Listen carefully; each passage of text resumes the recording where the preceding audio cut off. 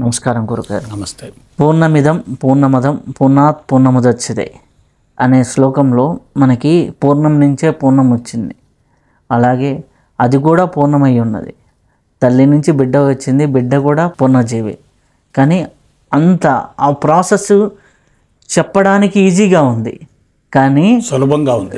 అంటే ఊరికి సింపుల్గా చెప్పొచ్చు, కానీ దీంట్లో వెనక ఉన్నటువంటి ప్రాసెస్ ఏంటి, స్టెప్ బై స్టెప్ ప్రాసెస్ మాకు సైంటిఫికల్గాను స్పిరిచువల్గాను చెప్పగలరా? ముందుగా మనం తెలుసుకోవలసిన కీలకమైన విషయం ఏంటంటే, విశ్వమంతా శుద్ధ చైతన్యమయం. మరొక మాటలో చెప్పాలంటే కనిపించేది కనిపించింది మొత్తం కూడా భగవంతుని యొక్క ప్రతిరూపమే. అందుకే దాన్ని సర్వం బ్రహ్మమయం అన్నారు. అటువంటి విశ్వానికి ప్రతిరూపం ఏంటంటే భూమి. భూమికి ప్రతిరూపం మానవుడు. మానవుడికి ప్రతిరూపం కారణ శరీరం. 4 తీసుకోండి. 1 విశ్వం, 2 భూమి, 3 మానవుడు, 4 సంయుక్త బీజం లేక కారణ శరీరం.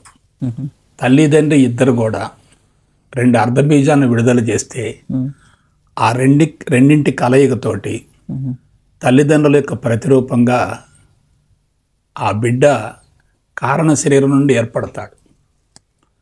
కాబట్టి 1 విశ్వం, 2 భూమి, 3 మానవుడు, 4 బీజకణం.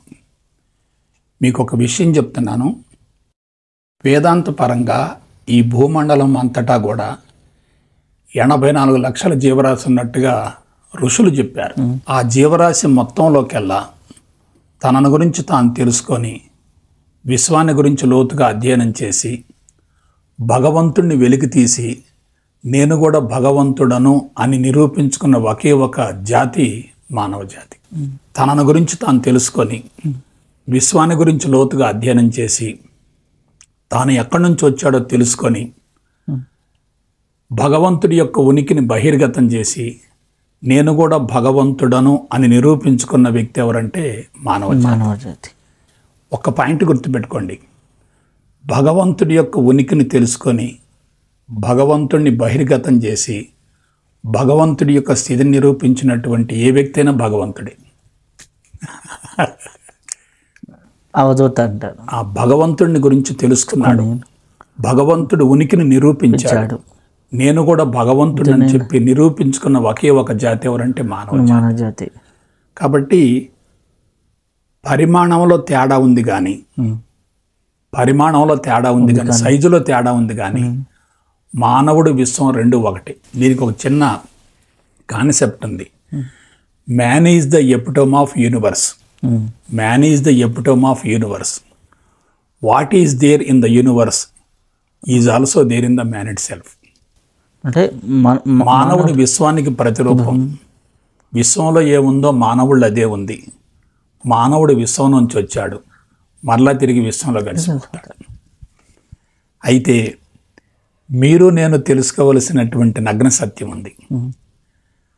అసలు మానవుడు ఎందుకు జన్మించాడు, ఎందుకు విశ్వంలో కలిసిపోలేకపోతున్నాడు, ఏ విధంగా విశ్వంలో కలిసిపోతాడు? 3 పాయింట్. 1 ఎందుకు జన్మించాడు, ఏ విధంగా విశ్వంలో కలవలేకపోతున్నాడు, ఎటువంటి మార్గాన్ని అనుసరిస్తే విశ్వంలో కలిసిపోతాడనే దాని గురించి మనం తెలుసుకోవాలి. అంటే మొదటి దాంట్లో మానవుడి యొక్క జన్మకు కారణం, లక్ష్యం ఏంటి, అది. 2వది అడ్డంకులేంటి, మూడోది ఎలా కలుస్తాడు, ఎలా దైవత్వాన్ని పొందుతాడు అనేది ప్రాసెస్. ఈ సృష్టిలో ఏ జీవైనా సరే జీవభావంతో జీవితాన్ని ప్రారంభిస్తుంది. ఈ సృష్టిలో ఏ జీవైనా సరే జీవభావంతో జీవితాన్ని ప్రారంభిస్తుంది. జీవభావం అంటే విశ్వవ్యాప్త భావనకు విరుద్ధమైనటువంటి ఆలోచన విధానం. అదొక పరిధి. దాన్ని వేదాంత పరిభాషలో చెప్పాలంటే అహంకారం. అహం అంటే భగవంతుడు. ఆకారంతో కూడి గనక ఆ భగవంతుడి స్థితిని ఆకారంలో కలిసిపోతే నేను ఫలానా అనేటటువంటి భావన బలీయమై అది అహంకారంగా మారుతుంది. అహంకారం ఉన్నంత వరకు మానవుడు భగవంతుడి యొక్క ఉనికిని గ్రహించే ప్రసక్తే లేదు. కాబట్టి మానవుడి జీవితాన్ని ఎలా ప్రారంభిస్తున్నాడు? కోరికలు సంకల్పాలతో కూడినటువంటి జీవుడిగా జీవభావంతో ప్రారంభిస్తున్నాడు. జీవభావం ఎందుకు వచ్చింది? అతని అంతరంగంలో తల్లిదండ్రుల యొక్క శారీరక మానసిక లక్షణాల యొక్క ప్రతిరూపాలుగా సంస్కారాలతో కూడినటువంటి ఒక మూట వచ్చింది. కర్మ మూట, కర్మల మూట, కర్మల మాల అనుకోండి. ఈ కాలగమనం వెళుతున్నప్పుడు ఎవరైతే బాహ్యముఖ ప్రయాణంలో ఉంటారో, భౌతికవాదం మత్తులో ఉంటారో, శారీరక మమకారంలో ఉంటారో, ఇంద్రియ చైతన్యంలో పూర్తిగా బంధించబడతారో అటువంటి వ్యక్తులకు జీవభావం పెరుగుతూ ఉంటుంది. జీవభావం పెరుగుతుందంటే జీవుడు విశ్వానికి దూరం అవుతున్నట్లు లెక్క. అంటే భౌతికవాదం పెరుగుతూ ఉంటే అది. జీవభావం తగ్గిపోతుందంటే మనిషి స్వేచ్ఛను పొందుతున్నట్లు లెక్క. ఎప్పుడైతే జీవభావాన్ని పెంచుకుంటూ ఉంటాడో అతనిలో సంస్కారాల మోతాదు ఇంకా పెరుగుతుంది. జీవభావాన్ని కరిగించుకుంటూ ఉంటే సంస్కారాల మోతాదు తగ్గుతూ ఉంటుంది. అయితే ఎవరు జీవభావాన్ని తగ్గించుకుంటారు, ఎవరు జీవభావాన్ని పెంచుకుంటారు, దీని గురించి ఆలోచిద్దాం. 4 పాయింట్లు తీసుకోండి. ఎవరికైతే శారీరక మమకారం, ఇంద్రియ చైతన్యం, మనసులో ఉన్నటువంటి కోరికలు, బుద్ధి యొక్క పక్షపాతం ఉంటాయో వాళ్ళు భౌతిక ప్రపంచంతో సంబంధం పెంచుకుంటారు. ఒకటేంటి? శారీరక మమకారం, ఇంద్రియ చైతన్యం, మనసులో కోరికలు పెరగటం. 4వది బుద్ధి పక్షపాతంలో ఉంటాం. ఈ 4 అంశాలకు ఎవరైతే ప్రాధాన్యత ఇస్తారో వాళ్ళు ప్రపంచం అనే మత్తులో ఉంటారు, శారీరకంగా మానసికంగా బలహీనపడతారు, జీవభావం ఇంకా పెరిగిపోతుంది. ఈ 4టిని దాటి ఇంకొక స్టేజ్కి వెళ్ళాలి. అదేమిటంటే హృదయ మట్టం. హృదయ మట్టం. ఎవరైతే హృదయ మట్టంలో జీవిస్తారో వాళ్ళకి మహోన్నతమైనటువంటి లక్షణాలు 3 వస్తాయి. 1 త్యాగం, 2 వైరాగ్యం, 3 సేవాభావం. త్యాగం, వైరాగ్యం, సేవాభావం. మీకు చిన్న విషయం చెప్తాను. భూమండలం మొత్తంలో ఏ జీవనాన్ని తీసుకోండి, భూమండలం మొత్తంలో ఏ జీవనాన్ని తీసుకోండి, మిగతా జీవులతోటి, మిగతా వృక్షాలతోటి, మిగతా పంచభూతాలతోటి సమన్వయంతో జీవిస్తాయి. భూమండలం మొత్తంలో ఒక్క మానవుడు మాత్రమే మిగతా జీవులతో సమన్వయం లేకపోగా వాటిని తమ స్వార్థం కోసం ఉపయోగించుకుంటూ వాటిని బలహీనపరుస్తూ తాను బలహీనపడుతున్నాడు. దీనికి మూల కారణం ఏంటంటే వికసించవలసినటువంటి ప్రజ్ఞ కుంచుకుపోతుంది. ప్రజ్ఞ విస్తరిస్తూ ఉంటే ఆత్మకు చేరువవుతారు, ప్రజ్ఞ కుంచుకుంటే ఆత్మకు దూరం అవుతారు. మనసు బలోపేతమైతే ఆత్మ యొక్క ఉనికిని గ్రహించలేరు. మనసు కరిగిపోయే కొలది ఆత్మస్థితిని గ్రహించగలుగుతారు, గమనించగలుగుతారు. కాబట్టి శారీరక, ఇంద్రియ, మానసిక, బుద్ధి మట్టాల పరిధుల్లో ఎవరైతే జీవిస్తారో వాళ్ళలో జీవభావం ఎక్కువగా ఉంటుంది. వాళ్ళు భగవంతుడి యొక్క ఉనికిని గ్రహించకపోగా జీవిత పరమార్థం నెరవేరక జన్మలు పొడిగించుకుంటుంటారు, కర్మలు కూడా పొడిగించుకుంటూ ఉంటారు. ఎవరైతే ఆధ్యాత్మిక మార్గంలో ప్రవేశించి దాని గురించి శాస్త్రయుక్తంగా తెలుసుకొని, మీకు ఒక మాట చెప్తున్నాను, ప్రవేశించడం పెద్ద విశేషం కాదు, పరిణతి చెందటం చాలా కష్టం. ఆ మార్గం ఎంత మహోన్నతమైందంటే కోట్లాది మందిలో కొద్ది మందికి మాత్రమే సాధ్యమవుతుంది తప్ప అందరికీ సాధ్యం కాదు. కానీ ఒక మాట చెప్తున్నాను, సాధనమున పనులు సమకూరు ధరలో అనగననగ రాగ మతిశయ్యలుచునుండు తినగ తినగ వేమతీయగుండు అంటారు. నాకు తెలిసినంత వరకు నవీన మానవుడి యొక్క మేధస్సు సూక్ష్మంగా, సున్నితంగా, మృదువుగా తయారైంది కాబట్టి సాంకేతిక పరమైనటువంటి అంశాలను కనుక పరిగణలోకి తీసుకుంటే తప్పనిసరిగా ఇతను ఆ మార్గంలో పరిణతి చెందుతాడు. దానికి చేయవలసింది ఏంటంటే తన గురించి తాను తెలుసుకోవాలి. ఇప్పుడు ఆధ్యాత్మిక మార్గం అంటే కరెక్ట్ ప్రాసెస్ చెప్తాను. Spirituality is nothing but self knowledge. ఇంకొక మాట వాడతా, సైంటిఫిక్ సెల్ఫ్ నాలెడ్జ్. అసలు ప్రపంచాన్ని గురించి, ప్రాపంచ విషయాల గురించి, బాహ్యపరమైన అంశాల గురించి ఆలోచించడం స్పిరిచువాలిటీ కానే కాదు. అది బాహ్యముఖ ప్రయాణం బంధాలను పెంచుతుంది. ఆధ్యాత్మికత అంటే అంతర్ముఖ ప్రయాణం. ఎస్ అంతర్ముఖంగా నిన్ను నువ్వు తెలుసుకోవడం, ఎస్ అదే నిజమైన స్పిరిచువాలిటీ. ఎస్ స్పిరిచువాలిటీ అంటే నిన్ను నువ్వు తెలుసుకునే, నీ తత్వాన్ని నువ్వు తెలుసుకునే ఎస్ గొప్ప సైన్స్. అది దీనిలో సీక్రెట్స్ చెప్తాను. ఒక జీవుడున్నాడు, అజ్ఞానంలో ఉన్నటువంటి జీవుడైతే, దీన్ని మానవుడికి అప్పల చేద్దాం. అజ్ఞానంలో ఉన్న మానవుడైతే తన చుట్టూ కూడా బలమైనటువంటి అహంకారపు తొడుగు ఏర్పరచుకుంటాడు. ఈ అహంకారం ఎలా ఉంటుందంటే, శారీరక సుఖానికి అలవాటు పడి అజ్ఞానంలో గనక ఎక్కువగా ఉండేటట్లయితే ఆ అహంకారపు తొడుగు కాంక్రీట్ గోడలాగా ఉంటుంది. దాన్ని పగలగొట్టడం సాధ్యం కాదు. విలాసం, వినోదం, శృంగారం, ఇంద్రియ చైతన్యం బాగా అధికంగా ఉందనుకోండి, అది ప్లైవుడ్ లాగా ఉంటుంది. ప్లైవుడ్ ఇసిగిపోద్ది. అదే సత్వగుణం ఉందనుకోండి, పలుచటి వస్త్రం మాదిరిగా ఉంటుంది. కాబట్టి మీకు ఒకే ఒక మాట చెప్తున్నాను. ఏ వ్యక్తి అయినా ఆధ్యాత్మిక మార్గంలో పరిణతి చెందాలంటే తమోగుణాన్ని ఛేదించుకోవాలి, రజోగుణాన్ని కరిగించుకోవాలి, సత్వగుణంలోకి ప్రవేశించాలి, పరిపూర్ణ జ్ఞానం అందుకోవాలి, ఆ తర్వాత దాన్ని కూడా వదిలించుకోవాలి, పరబ్రహ్మ స్థితికి వెళ్ళాలి. తమోగుణాన్ని ఛేదించుకోవాలి, రజోగుణాన్ని కరిగించుకోవాలి, సత్వగుణాన్ని దాటాలి, పరబ్రహ్మ స్థితికి వెళ్ళాలి. దీనిలో కీ పాయింట్స్ అంటే, ఒకటి శరీరాన్ని అధిగమించగలగాలి, రెండవది ఇంద్రియాలను అదుపు చేయగలగాలి. శరీరాన్ని అధిగమించగలగాలి, ఇంద్రియాలని అదుపు చేయగలగాలి, కంట్రోల్ చేయగలగాలి, మనసులో ఉన్నటువంటి ద్వంద్వాలను సమన్వయం చేయగలగాలి, బుద్ధిని సమత్వంలోకి తీసుకురావాలి.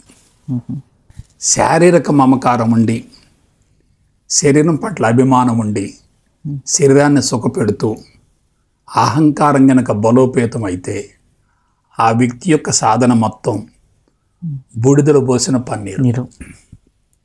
ఇవాళ లక్షలాది మంది ప్రవేశిస్తున్నారు, కానీ ఎంతమంది పరిణతి చెందుతున్నారో మీరు ఆలోచించండి. కొంతమంది మహానుభావులు ఎటువంటి సాధన లేకుండానే శతాబ్దాల తరబడి ప్రజల చేత పూజలు అందుకుంటున్నారు కదా. మరి ఇవాళ వందల వేల మంది సాధకులు ఉన్నప్పటికీ వీళ్ళలో ఎంతమంది పరిణతి చెందుతున్నారు, ఎంతమంది ప్రజల చేత పూజలు అందుకుంటున్నారంటే మనం కరెక్ట్గా చెప్పలేకపోతున్నాం. కాబట్టి ఫస్ట్ మనం శరీరం మీద దృష్టి పెట్టాలి. దీనికి యోగ మార్గంలో ఆసనాలు, సూర్య నమస్కారాలు, జలనేతి, సూత్రనేతి, అనేక రకాల క్రియలు ఉన్నాయి. సమాజానికి వస్తే సేవా కార్యక్రమాలు చేస్తే కొంతవరకు దీన్ని మనం సోమరతనం బద్ధకం నుంచి బయటపడేయచ్చు. ఇంద్రియ నిగ్రహం ఉండాలి. దీనికి ఏమిటి, శరీరంలో ప్రాణశక్తి తక్కువగా ఉంటే ఇంద్రియాలు బలహీనంగా ఉంటాయి. ప్రాణశక్తి అస్తవ్యస్తంగా ప్రవహిస్తుంటే ప్రాణశక్తి ఇంద్రియాల్లో కేంద్రీకృతమై మనిషిని కోరికల వైపుకు రెచ్చగొడతా ఉంటాయి. ప్రాణశక్తి తక్కువగా ఉంటే ఇంద్రియాలు మొత్తం వీక్గా ఉంటాయి. ప్రాణశక్తి అస్తవ్యస్తంగా ప్రవహిస్తూ ఉంటే, ఎమోషనల్గా ఉంటే, ప్రాణశక్తి కొన్ని అవయవాల్లో మాత్రం బాగా కేంద్రీకృతం అవుతుంది, కొన్ని ఇంద్రియాలు బాగా పనిచేస్తాయి. ఇంద్రియాలు ఎంత ఎక్కువ పనిచేస్తాయి అంత అలసిపోతాయి. చాలా మంచి. కాబట్టి ఇది ఇంద్రియాలు. అదే సత్వగుణంలో ఉంటే ప్రాణశక్తి బాడీలో పుష్కలంగా ఉంటుంది. కాబట్టి మనం ప్రాణశక్తిని బయట నుంచి లోపలికి స్వీకరించేటటువంటి విధానంలో గనక ముందుకెళితే ముందు శరీరం ఆరోగ్యంగా ఉంటుంది. ఒకే ఒక మాట చెప్తున్నాను, శారీరక ఆరోగ్యమే ఆధ్యాత్మిక పురోభివృద్ధికి మొదటి మెట్టు. శరీరం ఆరోగ్యంగా ఉందంటే ఇంద్రియాలు తప్పనిసరిగా నిగ్రహించుకోవచ్చు.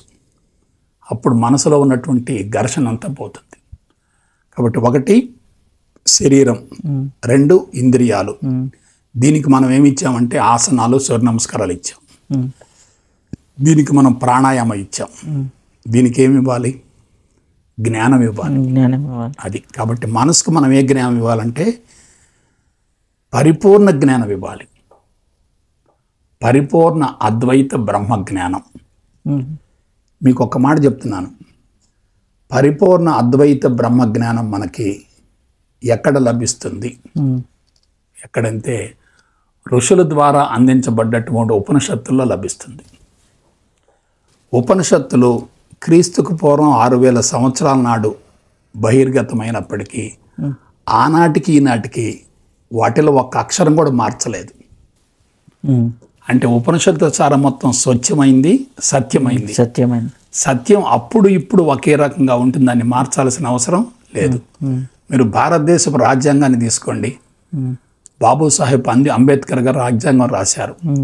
ఆయన ఆనాటి కాలమాన పరిస్థితిని బట్టి ఆ రాజ్యాంగం మనకిచ్చాడు.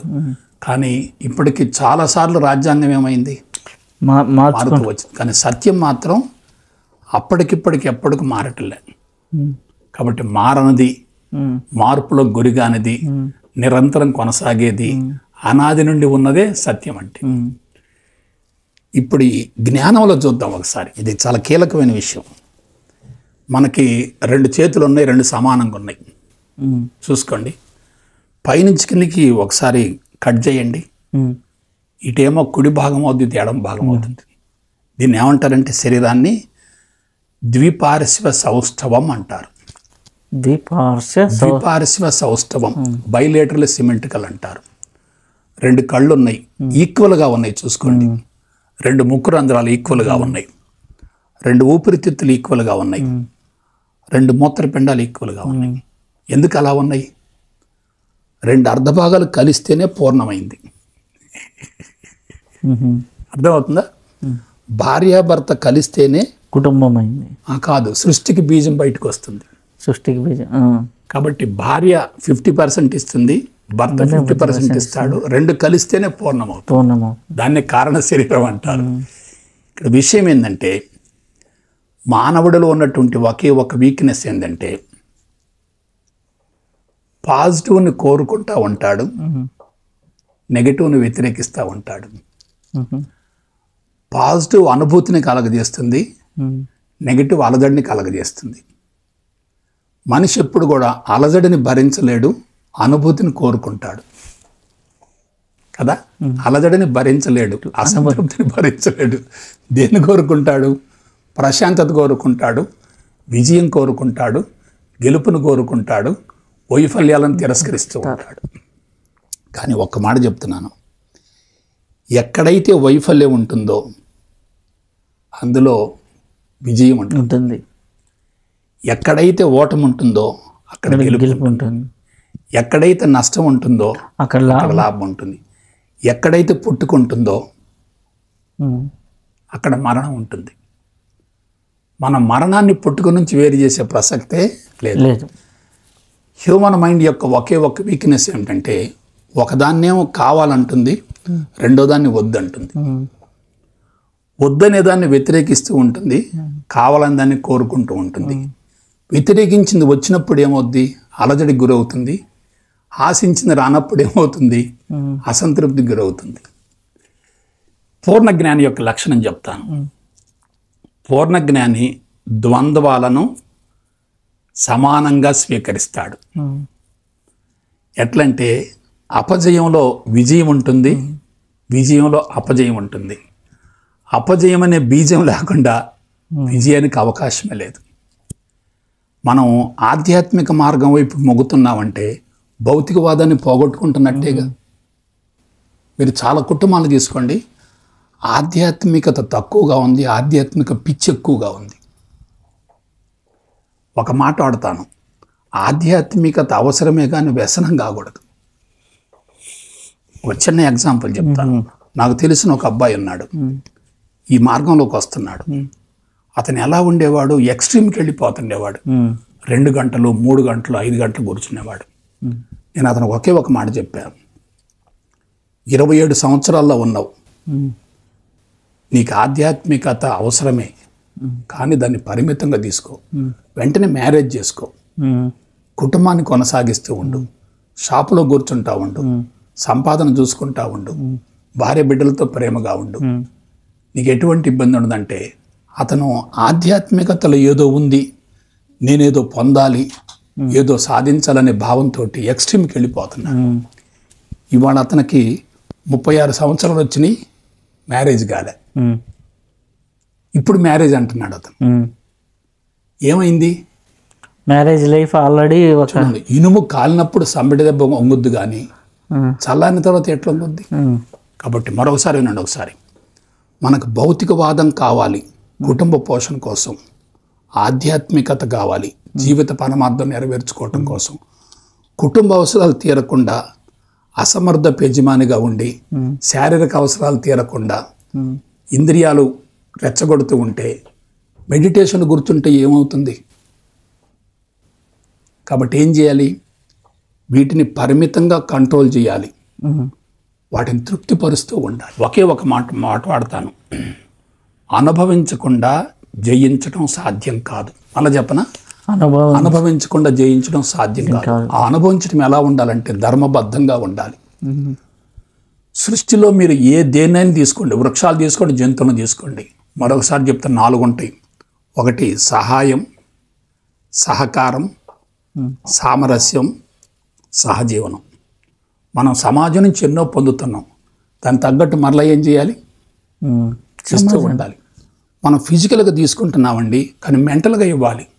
ఎట్లా? సర్వే భవంతు సుఖినః, సర్వే సంతు నిరామయాః, సర్వే భద్రాన్ని పశ్యంతు. అలా అనుకుంటా ఉంటే తెలియకుండా మన మ్యాగ్నెటిక్ పవర్ విస్తరిస్తూ ఉంటుంది. లోక సమస్త సుఖినో. కాబట్టి ఈ ఒక్క పాయింట్ గుర్తుపెట్టుకోండి, మనసు అనేది ఎక్కడ లేదు, అది మాయ. మనసే మాయ. మనసు 100% మాయ. లేని మనసుకు ప్రాధాన్యతనివ్వటమే అజ్ఞానం. మనసును కరిగించటం, మనసును జయించటం, మనసును అధిగమించటమే ఆధ్యాత్మికత. అది ఎట్లా సాధ్యమవుద్ది? ఇది చూసుకోండి. ద్వంద్వాలను సమన్వయం చెయ్యాలి,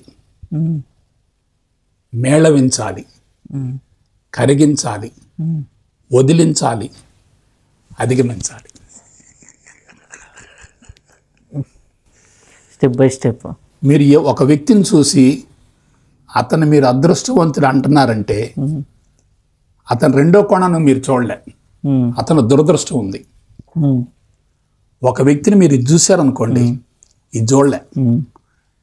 it is nothing but partial vision, పాక్షిక దృష్టి. నన్ను చూసి మీరు అదృష్టవంతుడు అంటున్నారు అనుకున్నంటే ఈ అదృష్టం వెనక గతంలో దురదృష్టం ఉంది. గతంలో దురదృష్టాన్ని బట్టి నేను అదృష్టవంతుడు అయ్యా. ఎట్లా? జబ్బులతో పుట్టాను, బ్యాక్వర్డ్ ఏరియాలో పుట్టాను, తర్వాత ఆర్థికంగా బాగా నలిగిపోయి పేద కుటుంబంలో పుట్టాను. వీటిని అధిగమించడం కోసం నేను కృషి చేశాను. కాబట్టి దురదృష్టం అనే బీజమే నన్ను అదృష్టం వైపు తీసుకెళ్ళి. మీరు ఎదిగినటువంటి ఏ వ్యక్తిని తీసుకోండి, అపజయాలు ఎక్కువగా ఉంటే అతను మహోన్నతమైన విజయాన్ని సాధిస్తాడు. మీరు అబ్రహం లింకన్ తీసుకోండి, అబ్దుల్ కలాం తీసుకోండి, గాంధీ మహాత్ముని తీసుకోండి, ఎవరినైనా తీసుకోండి. సో మనం మొదటి అర్ధభాగం యొక్క జీవితాన్ని బట్టి రెండవ అర్ధభాగాన్ని అంచనా వేయచ్చు. క్లియర్గా చెప్తాను, మొదటి అర్ధభాగంలో సుఖపడ్డ వ్యక్తి రెండవ అర్ధభాగంలో బాధలు పడతాడు. మొదటి అర్ధభాగంలో కష్టపడ్డ వ్యక్తి రెండవ అర్ధభాగంలో విశ్రాంతిని పొందుతారు. కష్టపడే వాళ్ళే కష్టాలను అధిగమించగలుగుతారు, సుఖపడే వాళ్ళు కష్టాలను అధిగమించలేక దేవుడి కోసం పరితపిస్తారు. అదే ఆధ్యాత్మికత. మళ్ళా వినండి, కష్టపడే వాళ్ళు కష్టాలను అధిగమిస్తారు, ఎందుకు? వీళ్ళకి స్వశక్తి ఉంది. సుఖపడేవాడు ఏం చేస్తాడు? నేను కదలకుండా కూర్చుంటాను, దేవుడు వచ్చి సహాయం చేయాలంటాడు. అసలు దేవుడి గురించి అతిగా ఆలోచిస్తున్నావంటే నీ అంతరంగంలో ఉన్న దేవుని నువ్వు మర్చిపోయావు కదా. అదే బాహ్యముఖ ప్రయాణం అంటే, అదే పరధ్యానం అంటే. ఆ జేబులో పెన్ను పెట్టుకొని జేబు కోసం ఊరంతా తిరగటం అంటే అంతకు మించిన ఆత్మవంచన మరొకటి ఏముంటుంది? అజ్ఞానం కూడా. కాబట్టి దీనికి సమూల పరిష్కారం చెప్తాను. ఒకటి, శరీరానికి అవసరమైనటువంటి కొన్ని ఎమ్యూనిటీస్ కలగజేయాలి, దాన్ని పొరపాటు కూడా సుఖపెట్టకూడదు, దాన్ని కష్టపెడతా ఉండాలి. ఇంద్రియాలను సంతృప్తిపరచాలి, ఎట్ ద సేమ్ టైం వాటిని నిగ్రహించాలి. Sense control is nothing but self control అన్నారు. ఇది రెండవది. మూడవది, మనసులో ఉన్నటువంటి ద్వంద్వాలను ఏం చేయాలి? సమన్వయం చేయాలి. ఈ మనసు కంటే ఉన్నతమైనది ఒకటి ఉంది, అదేమిటంటే బుద్ధి. సంకల్ప వికల్పాత్మకం మనహ అన్నారు, నిర్ణయాత్మకం బుద్ధి అన్నారు. సంకల్పాలు వికల్పాలతో కొద్దిసేపు ఊగిసలాడుతుంది ఏది? మనసు. బుద్ధి ఏం చేస్తుంది? దాన్ని ఊగిసలాడటం కొంతసేపు చూసి ఒక డెసిషన్ తీసుకుంటుంది. ఆ డెసిషన్ తీసుకునే దాన్నే మనం బుద్ధి అంటాం.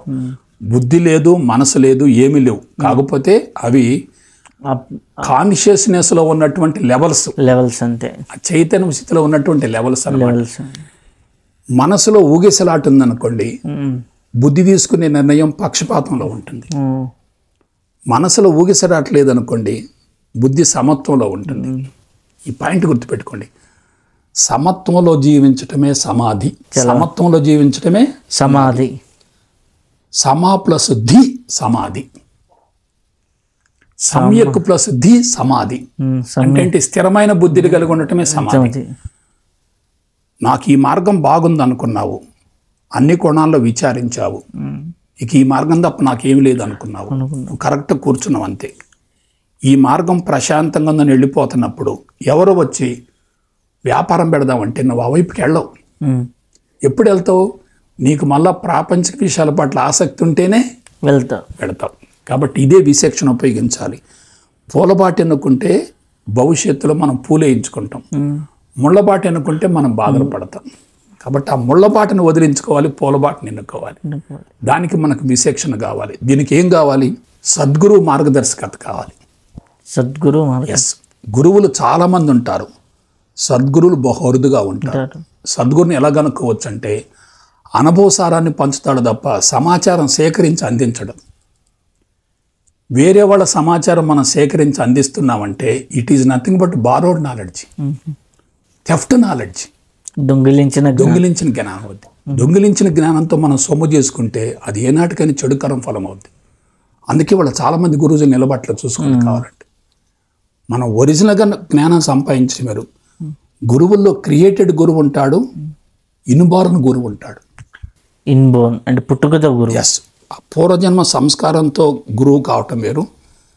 కేవలం వాగ్దాటి వల్ల, సమాచారం వల్ల, వేరే గురువులతో సాంగత్యం వల్ల గురువు కావటం వేరు. ఇన్బోర్న్ గురువు ఎలా ఉంటాడంటే మేలిం బంగారం లాగా ఉంటాడు.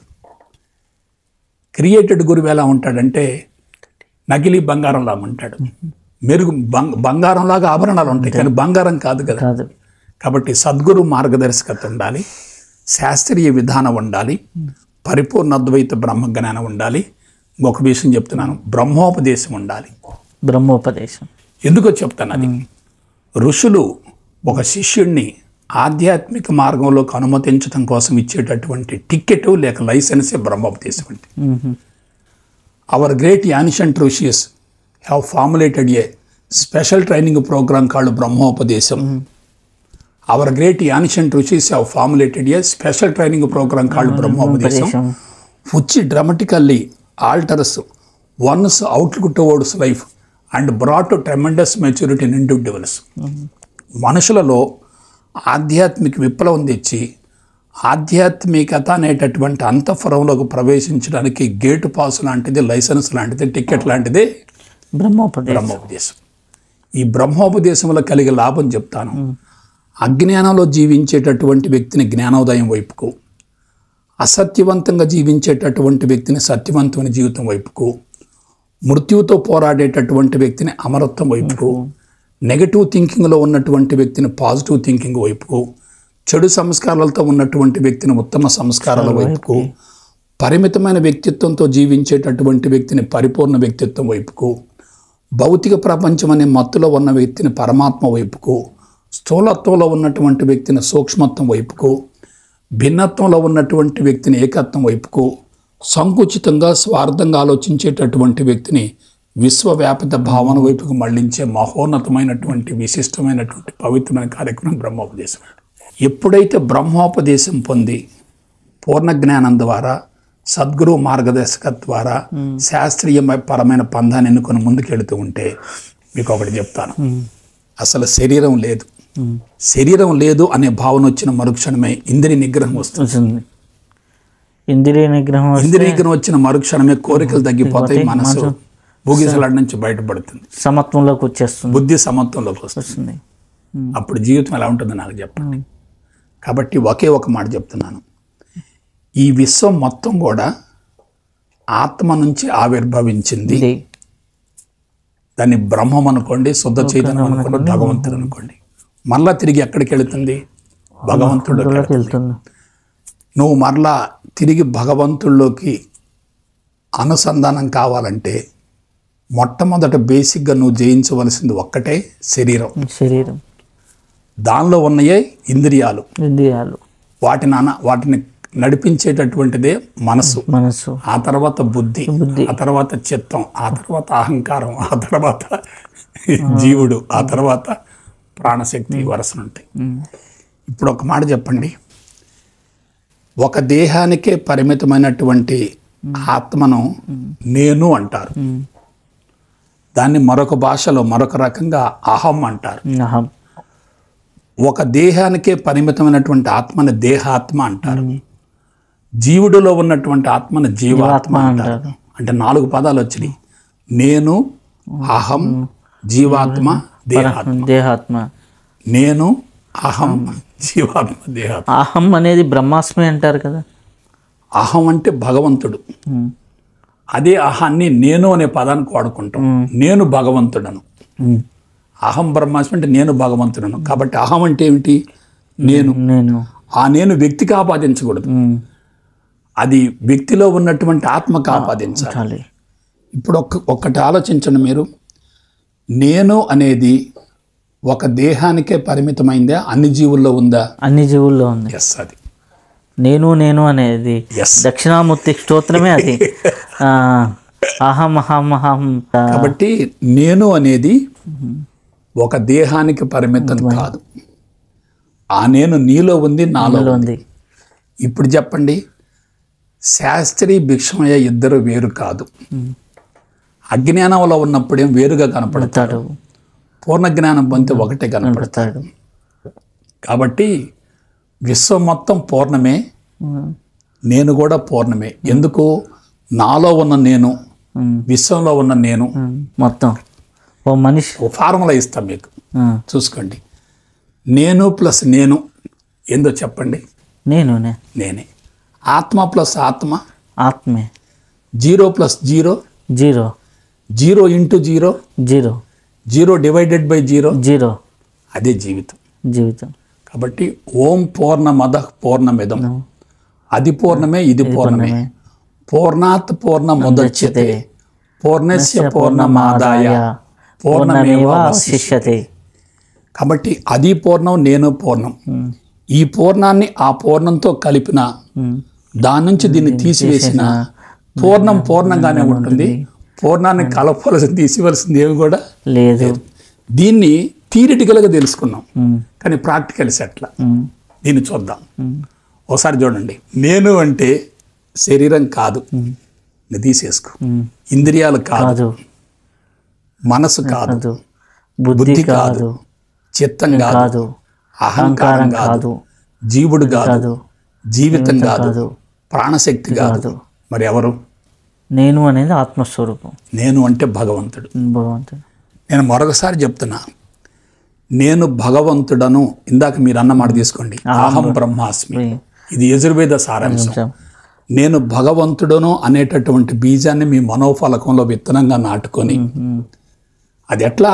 మరొకసారి చెప్తున్నాను, చాలామంది అంటారు అందరూ భగవంతుళ్ళే, సర్వం బ్రహ్మమయం. నో, అది కాదు. There must be practical proof ఉండాలి. రుజువు ఆధారంగా అక్కడ కనుక మనం ఒక విషయాన్ని తీసుకుంటే అక్కడ అంధవిశ్వాసం ఉంటుంది, కానీ శాస్త్రీయపరమైన విశ్వాసం ఉండదు. నేను అనే అంతర్స్మరణే భగవంతుడు అని కూడా అంటారు కదా. కాబట్టి నేను ఫలానా అనేటటువంటి భావం నుంచి నేను ఏమీ కాను అనే భావనకు రావాలంటే 9 అంతస్తులు ఉన్నాయి.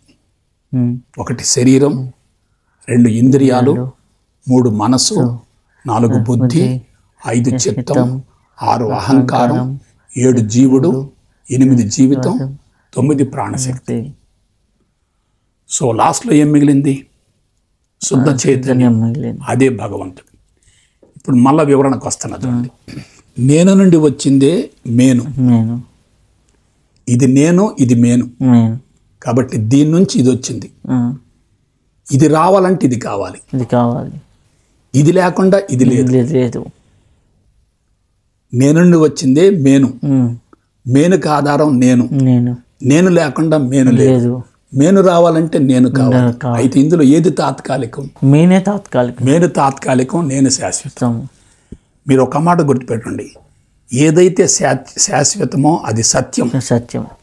ఏదైతే మారుతూ ఉంటుందో అది మాయ. అదే మాయ.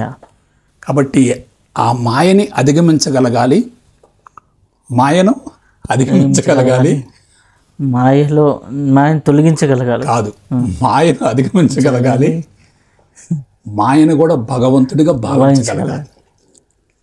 కాబట్టి మాయ ఎక్కడి నుంచి వచ్చింది? It is part and parcel of the గాడే కదా. ఇప్పుడు వినండి, ఇదేమిటి? భగవంతుడు. ఇదేమిటి?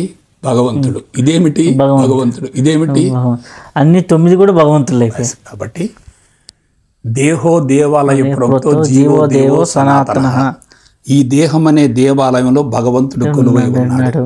మీరు కళ్ళు మూసుకొని కూర్చున్నారండి, శత్రువు వచ్చాడు, భగవంతుడే. సెక్స్ వచ్చింది, భగవంతుడే. ఓటం వచ్చింది, భగవంతుడే. మీరు వెళుతున్నారు, కోపం వచ్చింది, భగవంతుడే. భయం వచ్చింది, భగవంతుడే. ఎప్పుడైతే అది భగవంతుడు అనుకుంటావో దాన్ని అంగీకరిస్తావు, యాక్సెప్టెన్సీ వస్తుంది. ఎస్, నేను భగవంతుడికి విరుద్ధంగా జీవిస్తున్నానంటే నువ్వు దాన్ని వ్యతిరేకిస్తావు. మీకు ఒక్క మాట చెప్తున్నాను, కామం కానీ, క్రోధం కానీ, లోభం కానీ, మోహం కానీ, మదం కానీ, మాత్సర్యం కానీ, రాగం కానీ, ద్వేషం కానీ, మమకారం కానీ, అభిమానం కానీ మొత్తం నా నుంచి వచ్చినాయే. కానీ నా నుండే వచ్చినాయి కానీ వాటిలో నేను లేను. అంటే వాటికి భిన్నంగా ఉన్నాను, వేరుగా ఉన్నాను, అతీతంగా ఉన్నాను. కానీ అవి నన్ను అప్పుడప్పుడు ప్రకోపిస్తున్నాయి. ఎందుకు ప్రకోపిస్తున్నాయి? గత జన్మం నుంచి వచ్చినటువంటి సంస్కారాలు. మీకు ఒకే ఒక మాట వాడుతున్నాను, ప్రతి ఒక్కళ్ళకి ఒక మూల నిర్మాణం ఉంటుంది, దాన్ని బేసిక్ కాన్స్టిట్యూషన్ అంటారు. మీరు ఎంత విశ్వప్రయత్నం చేసినా ఉపరితలంలో మాత్రం ఎంతో కొంత మేరకు ప్రభావితం కాగలుగుతారు, కానీ మూల నిర్మాణం మారటం చాలా కష్టం. అటువంటి మూల నిర్మాణాన్ని మార్చడానికి, నూతన శరీరాన్ని సృష్టించుకోవడానికి నీకు నా చేతిలో ఉన్న ఒకే ఒక పాశుపతాస్త్రం ఏంటంటే సాధన. కాదు, నేను శరీరం కాదు, నేను దానికి భిన్నంగా అతీతంగా ఉన్నాను అని కూర్చున్నప్పుడు ఏమవుద్దంటే, వినండి ఒకసారి, మీరు మెడిటేషన్లో కూర్చుంటారు, మిమ్మల్ని మీరు చూడగలుగుతారు. అంటే ఎక్కడున్నారు మీరు? బయట ఉన్నారు. అది పాయింట్. కాబట్టి దానికి అతీతంగా ఉన్నప్పుడు, నేను ఆలోచన ఒకటి అనుకున్నప్పుడు ఆలోచనకు పట్టింపిస్తావు. నేను ఆలోచన వేరనుకున్నప్పుడు నాది ఆలోచన, నా నుండి వచ్చింది అది నేను కాదంట. ఇది వచ్చింద నా ఆలోచన అంటాం కానీ నేను ఆలోచన కాదు. చిన్న ఉపమానం చెప్తాను. ఒక నది ప్రవహిస్తుంది, నది ఒడ్డు నిలబడ్డావు, నీళ్ళలో అడుగు పెట్టలేదు, ఒక పూలదండ వచ్చింది, వెళ్ళిపోయింది, నువ్వేం చేయలే. ఒక ముళ్ళ కంప వచ్చింది, వెళ్ళిపోయింది, నువ్వేం చేయలే. ఒక శవం వచ్చింది, వెళ్ళిపోయింది, నువ్వేం చేసావు? ఏం చేయలే, చూస్తూ ఉన్నా. అది అజ్ఞానైతే, అబ్బా పూలదండ వచ్చింది, అమ్మో ముళ్ళకంప వచ్చింది, అమ్మో శవం వచ్చింది అంటే దీనిలో ఏముంది? అక్కడ జరిగేటటువంటి దానికి ఇక్కడ లోపల రియాక్షన్ జరుగుతుంది. కాబట్టి బయట జరిగేదానికి రియాక్షన్ జరుగుతుందంటే ఇతను ఇంకా పాత సంస్కారాల్లోనే ఇంకా కొనసాగుతున్నాడు. బయట ఎన్ని జరిగిన లోపల రియాక్షన్ జరగలేదంటే సంస్కారాలకు భిన్నంగా అతీతంగా ఉన్నాడు. కాబట్టి బయట ఎన్ని జరుగుతున్నా సరే వాటికి అతీతమైనటువంటి జీవన విధానం కనుక అతను అలవర్చుకుంటే అది ఆటోమేటిక్గా ఏమవుద్దంటే తన చుట్టూ ఒక పెద్ద బౌండరీ ఏర్పడుతుంది. ఆ బౌండరీ ఎలా ఉంటుంది? నేనే విశ్వం, విశ్వమే నేననేటువంటి భావన కలుగుతుంది.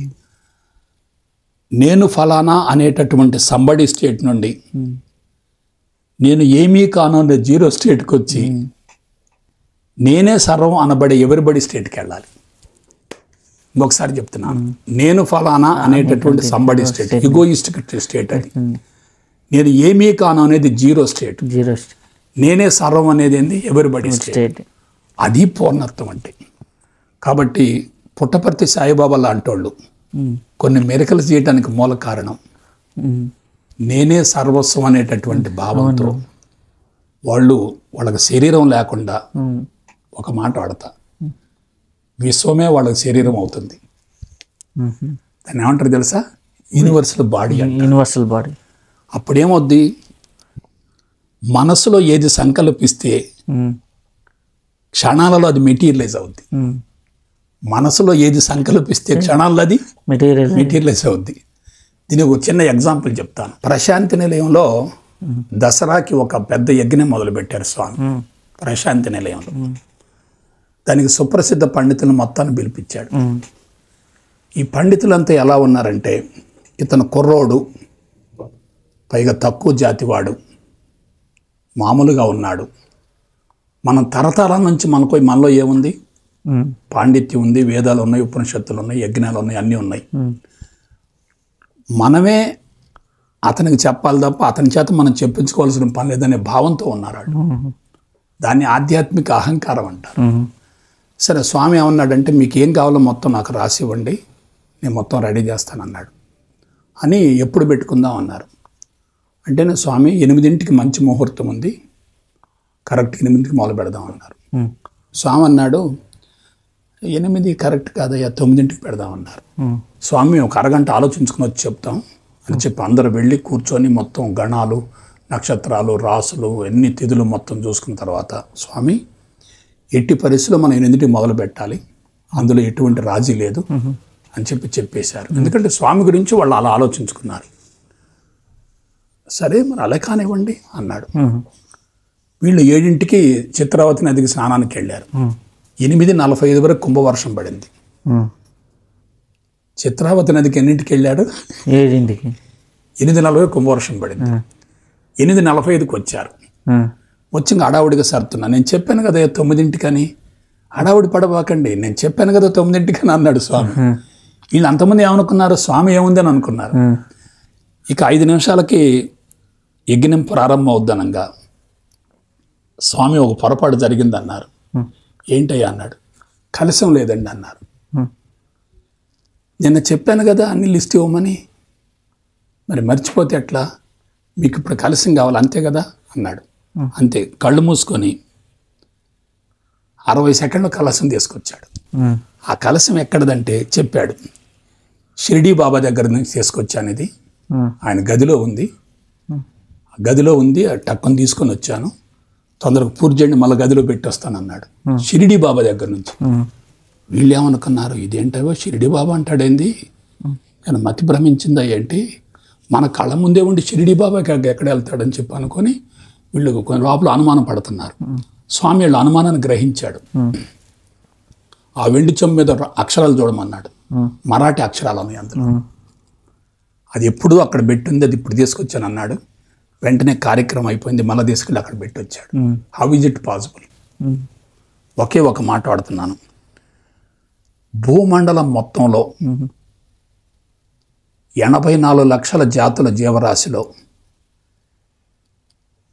భగవంతుడు ఉనికిని వెలికితీసి నేను భగవంతుడను అని ప్రాక్టికల్గా నిరూపించుకొని నేను విశ్వం మొత్తం వ్యాపించి ఉన్నానని చెప్పి విశ్వ శరీరంతో జీవించి సర్వం బ్రహ్మమయం అని నిరూపించుకున్నటువంటి ఒకే ఒక జాతి మానవ జాతి. అటువంటి సర్వం బ్రహ్మమయం అనేటువంటి స్థితి నుంచే వేదాలు బయటకు వచ్చినాయి. అటువంటి వేదాలు వెలిసినటువంటి పవిత్రమైన గడ్డ కాబట్టి మన దేశాన్ని వేదభూమి, వేదమాత అన్నారు. కాబట్టి విశ్వం మొత్తం పూర్ణమే, మనవు పూర్ణమే. ఎప్పుడు పూర్ణ జ్ఞానాన్ని పొందిన వ్యక్తి మాత్రమే పూర్ణత్వాన్ని అనుభవించగలుగుతాడు తప్ప పరిమిత జ్ఞానం పొందినటువంటి వ్యక్తి పూర్ణత్వాన్ని అనుభవించే ప్రసక్తే లేదు. Thank you Guruji. అద్భుతమైన సమాచారాన్ని, అద్భుతమైన జ్ఞానాన్ని స్టెప్ బై స్టెప్గా, అవును, అంటే ప్రాసెస్, పూర్ణమిదం పూర్ణమదం పూర్ణాత్ పూర్ణముదచ్యతే పూర్ణస్య పూర్ణమాదాయ పూర్ణమేవ అవశిష్యతే. దీన్ని స్టెప్ బై స్టెప్గా ఎట్లా మనం వచ్చాం, ఏం చేస్తున్నాం, ఏం అడ్డంకులు వస్తున్నాయి, వాటిని ఇంద్రియాలని వాటిని జయిస్తే ఎలా మనం పూర్ణంగా మారచ్చు అనే అంశాన్ని సవివరంగా చాలా సంక్షిప్తంగా అందించినందుకు చాలా కృతజ్ఞతలు.